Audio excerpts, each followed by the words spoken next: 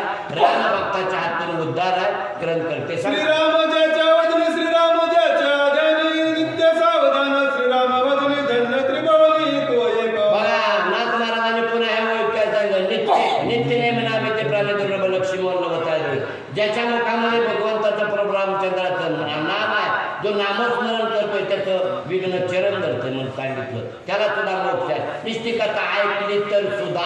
बोला ऐसी श्रीरामाची भक्ती नित्य नांदे हनुमंती रणी राक्षस लावली ख्याती दिदले मुक्ती कपिलाजी. एवढी असणारी भक्ती माझ्या हनुमंताने केली म्हणून सगळ्यांचा उद्धार केला. वाईट संपवलं, वाईट संपलं आणि रामाचं वातावरण तयार झालं. रावणासी म्हणे हनुमंता तुझा सर्वतान करी घात आज सोडला जीवे तिथं तुझं रघुनाथ वदिलं. हे रामरामांना जे आहे शेवटचा तुला घालतो म्हणला. अरे तुला एका दणक्याचा उलटा पालटा केला असता म्हणून तुझं काय सांगायची गरज आहे. पण म्हणलं हे तुला आज जीवदान देतो म्हणला, तुझ्यावर मी उपकार करतो, तुला मारित नाही, तुला मारणारा आमचा मालक दुसरा आहे म्हणला. नाहीतर मी हात तुझा मागात लोका करून टाकला.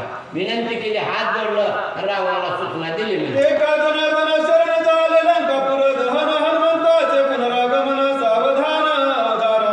एकनाथ महाराज आपले सद्गुरू जनार्दन स्वामीच्या चरणावर नतमस्तक करून संत कृती सज्जन बाबाला विनंती करून सांगतात की हनुमंताचं पुनरागमन म्हणजे काय, हनुमंत आजच्या आज्यात आहे, उद्या नाही का, नाही उद्याच्या आज्यात हनुमंत आहे. सुंदर काढणार, सुंदर असणारी कथा आहे. राजा रामाला जीवदान दिलं. इंद्रजिताला मागा चक्राला सांगितलं होतं की तुम्हाला मरण माझ्या हातून नाही आहे, नाहीतर कावा तुमचा काटा काढला असता.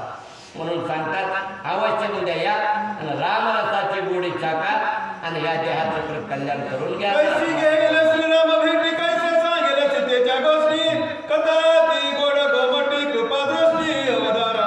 म्हणून असणारी कृपा करा. नाथ महाराज म्हणतात माझ्यावर कृपा करा, तुम्ही या मंदिरात या, रामकथा श्रवण करा. उद्याचा आदेशाला आजच्या पेक्षा गोड आहे. म्हणून असणारा तुम्ही अवश्य यावं, माझी विनंती आहे. स्वस्ति श्री भावार्थ रामायण सुंदरकांड एका